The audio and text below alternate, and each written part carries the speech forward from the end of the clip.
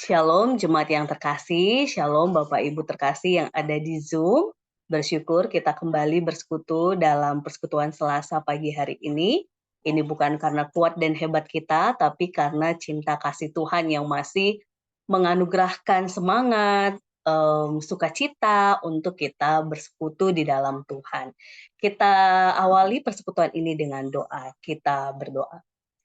Kami bersyukur ya Bapa buat cinta kasih kebaikan Tuhan, sehingga pagi hari ini kami masih dapat bersekutu, memuji, memuliakan nama Tuhan, khususnya nanti ketika kami yang ada di Zoom akan sharing, Tuhan teguhkan sehingga apapun yang menjadi diskusi, pembahasan kami, segala sesuatunya di dalam Tuhan, sehingga kami anak-anak-Mu semakin memahami apa yang menjadi kehendak Tuhan dan dituntun untuk menjalani hari-hari ini seturut dengan kehendak Tuhan. Dan juga kami berdoa untuk setiap jemaat yang mendengarkan nantinya dari YouTube, Tuhan juga teguhkan sehingga Roh Kudus Tuhan yang menolong untuk mengerti, memahami, dan memperjuangkannya dalam kehidupan sehari-hari. Terima kasih ya Tuhan, inilah persekutuan kami yang kami serahkan di dalam nama anak-Mu Yesus Kristus, Juru Selamat kami yang hidup. Amin. Kita akan pujikan satu lagu Bapak Ibu terkasih yang meneguhkan kita bahwa di masa Prapaskah ini cinta yang kita rayakan itu adalah cinta dari Yesus Kristus.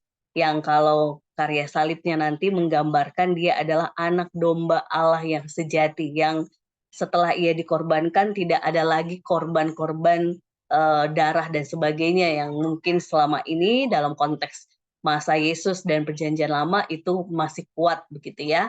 Kita akan pujikan satu lagu yang meneguhkan kita, dialah anak domba Allah yang sejati itu yang menolong dan menyelamatkan kita. Kita pujikan.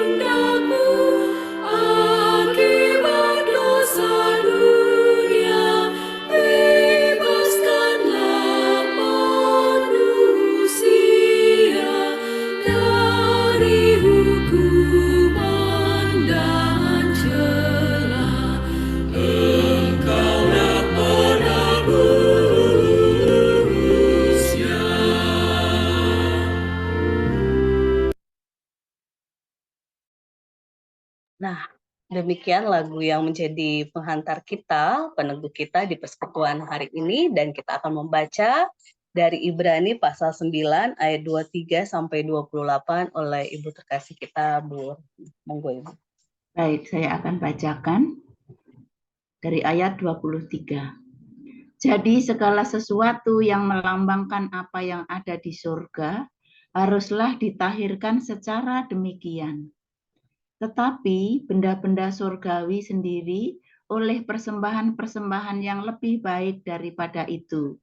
Sebab Kristus bukan masuk ke dalam tempat kudus buatan tangan manusia yang hanya merupakan gambaran saja dari yang sebenarnya, tetapi ke dalam surga sendiri untuk menghadap hadirat Allah guna kepentingan kita. Dan ia bukan masuk untuk berulang-ulang mempersembahkan dirinya sendiri.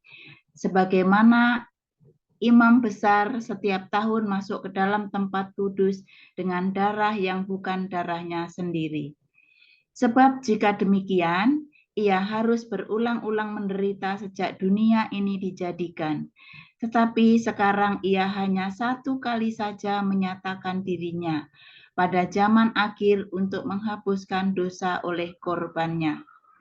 Dan sama seperti manusia, ditetapkan untuk mati hanya satu kali saja, dan sesudah itu dihakimi. Demikian pula Kristus hanya satu kali saja pengorbanan dirinya untuk menanggung dosa banyak orang. Sesudah itu ia akan menyatakan dirinya sekali lagi tanpa menanggung dosa untuk menganugerahkan keselamatan kepada mereka yang menantikan Dia. Demikian firman Tuhan.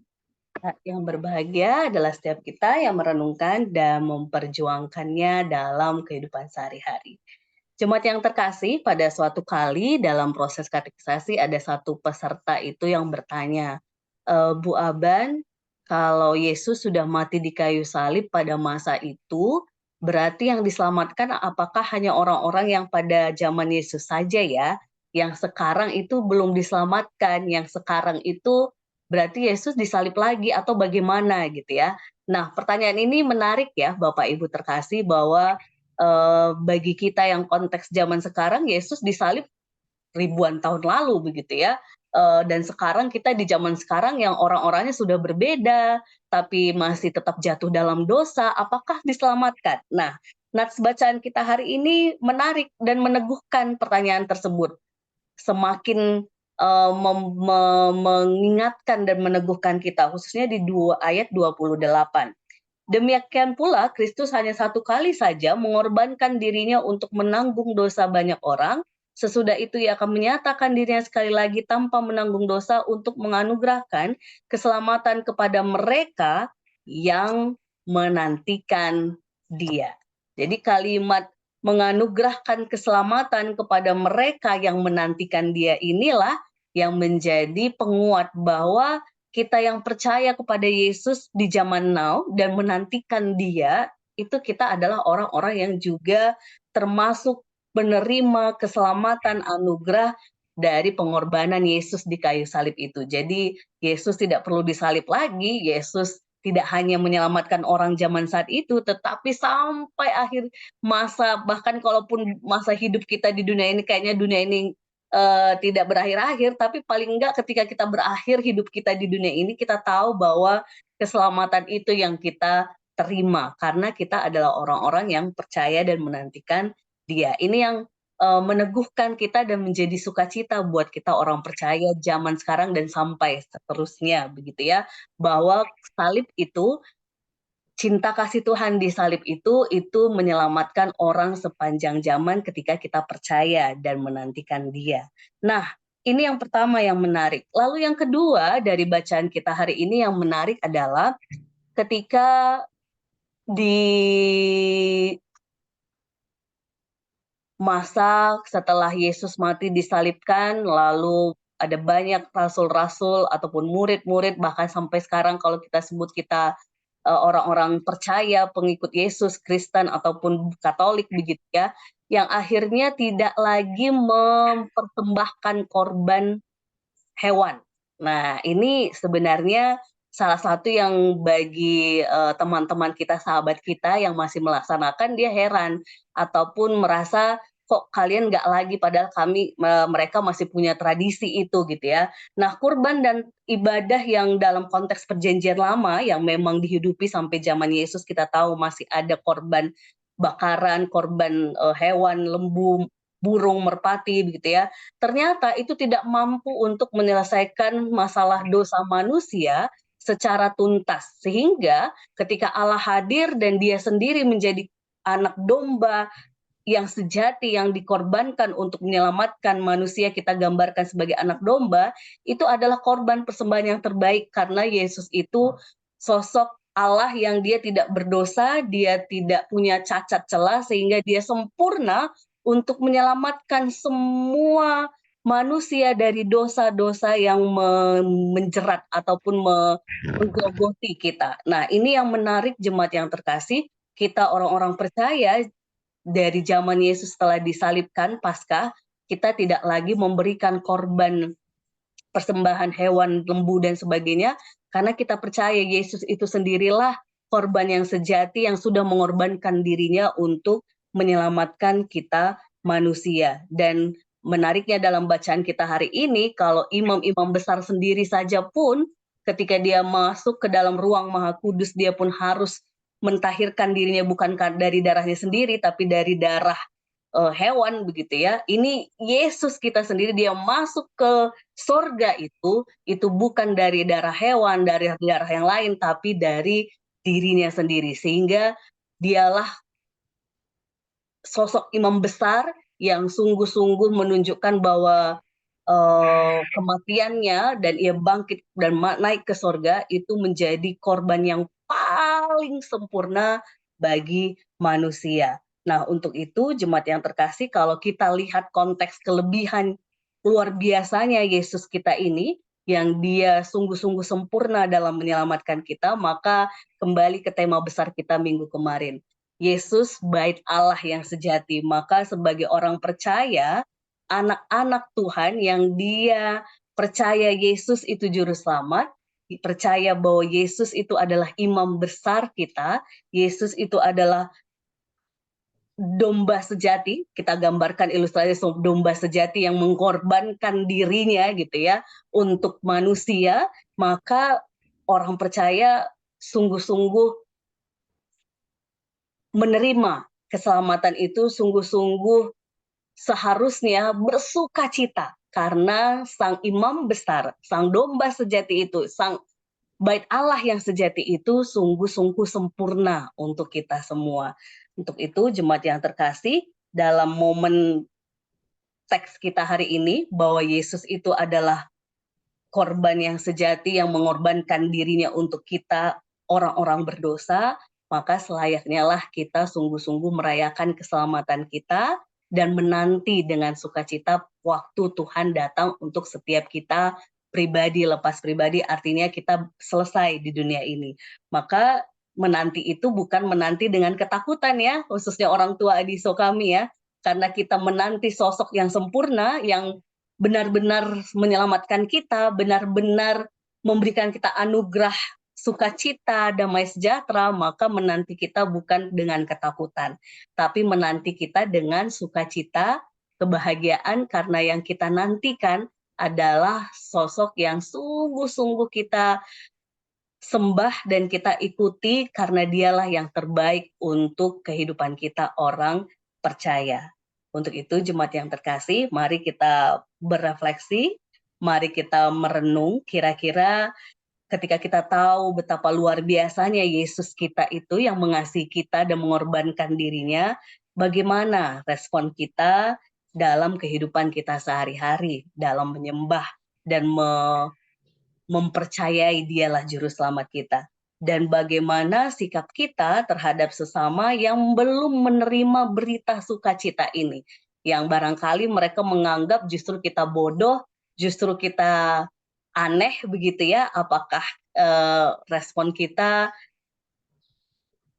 saya yakin tidak mungkin marah ya, tapi barangkali kita responnya ya udahlah, kalau mereka tidak percaya dan menganggap kita bodoh ya sudah. Tapi kita tetap menyuarakan bahwa inilah yang terbaik versi kita dalam beriman terhadap Yesus Kristus. Jadi jemaat yang terkasih, mari kita perjuangkan dalam kehidupan kita sehari-hari, respon kita, respon yang sungguh-sungguh mewujudkan kehendak Tuhan. Respon kita juga terhadap mereka yang belum menerima berita sukacita ini, kalau masih bisa dikasih tahu, tetaplah suarakan. Kalau tidak, ya sudahlah gitu ya. Sesederhana ketika beberapa waktu yang lalu ada salah satu jemaat kita begitu ya, yang dia akan bersama-sama dengan kita yang sebelumnya dia Katolik begitu ya. Menurut saya ada satu hal yang memang selalu perlu diteguhkan terkait tentang keselamatan kita setelah kematian gitu ya. Karena kita tidak pungkiri sahabat kita yang walaupun kita sama-sama percaya Kristus, tetapi teman-teman Katolik begitu ya, yang mereka mempercayai masih bisa mendoakan arwah gitu ya.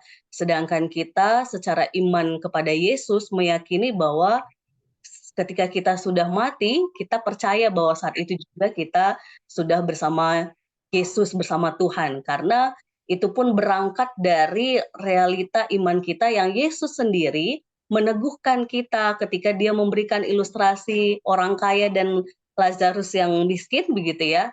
Di sana ditunjukkan bagaimana ketika yang orang kaya berada di neraka, yang miskin justru langsung di surga gitu ya. Yang kaya ini berkata, tolong sampaikan kepada keluargaku, kepada sanak saudaraku supaya mereka bertobat begitu ya, supaya mereka tidak ada di ruang neraka ini gitu ya, bahasa Mbak Aban bahasakan ulang ya. Nah, tapi Abraham saat itu mengatakan mereka sudah mendengar kesaksian para nabi, sudah mendengar kesaksian dari Alkitab, bahkan mereka sendiri tahu bahwa ada Yesus yang dia bangkit dari kematian. Nah, kalau mereka tidak percaya, ya itu sudah udah urusan mereka begitu ya. Tapi ketika kita yang masih hidup ini masih mendengar kesaksian dari Alkitab, membaca Alkitab, bahkan Yesus sendiri yang kita kenal adalah Yesus yang bangkit dari kematian dan naik ke surga, maka sebagai orang percaya kita tidak takut kematian. Justru dengan percaya kepada Yesus, kita yakin bahwa kita adalah orang-orang yang juga ketika kita mati, saat itu juga kita bersama Allah Bapa. Sesederhana satu lagi Bapak Ibu terkasih. Ketika Yesus disalib, lalu ada dua orang yang dipenjara, dua orang jahat di kanan kirinya. Yang satunya mengatakan kepada Yesus, Tuhan, ingatlah aku nanti begitu ya, ketika dia sudah di atas di sorga gitu ya, bahasa sederhana versi Mbak Aban. Tapi Yesus mengatakan apa kepada orang jahat itu? Saat ini juga engkau bersamaku di Firdaus. Itu kan mau meneguhkan bahwa ketika kita percaya kepada Yesus, di sanalah keselamatan, anugerah, hidup kekal itu menjadi milik kita. Jadi jemaat yang terkasih, mari kita hayati Yesus Bait Allah yang sejati itu sungguh-sungguh menjadi perayaan yang kita rayakan di hidup ini, tapi juga kita rayakan ketika nanti kita mati kelak. Karena ketika kita mati di dalam Kristus, kita pun bersama Kristus sang pemilik kehidupan kita. Amin. Kita bersatu di dalam doa. Kita berdoa. Ya Bapa, kami sungguh-sungguh bersyukur karena kami memiliki Engkau Allah yang hadir ke dunia melalui Yesus Kristus dan sungguh-sungguh memberi diri untuk mengorbankan dirinya mati di kayu salib menyelamatkan kami manusia. Dan kami sadar Tuhan ketika kami punya Allah yang luar biasa menang dan bangkit dari kematian menunjukkan kami bahwa sungguh-sungguh kami orang percaya tidak perlu takut dengan kematian. Kami percaya kepada Yesus, maka saat itu juga kami bersama Engkau di dalam kehidupan kekal ketika kami pun selesai dalam karya pelayanan kami di dunia ini. Tuhan, teguhkanlah kami karena sesungguhnya ketika kami menghayati ini, kadang mungkin dari diri kami yang ragu, atau mungkin dari orang-orang di sekitar kami yang menganggap kami lemah, menganggap kami bodoh, menganggap kami mempercayai yang salah, tetapi dengan iman, pengharapan, dan kasih kami kepada Tuhan yang semakin memahami siapa Yesus dalam kehidupan kami justru semakin teguh. Roh Kudus Tuhan yang menolong kami, sehingga kami tetap setia kepadamu ya Bapa, tetap berusaha melakukan apa yang baik seturut dengan kehendak Tuhan, sehingga sungguh-sungguh nama Tuhan yang dipermuliakan. Terima kasih ya Bapa, di dalam nama Tuhan Yesus kami berdoa dan bersyukur. Amin.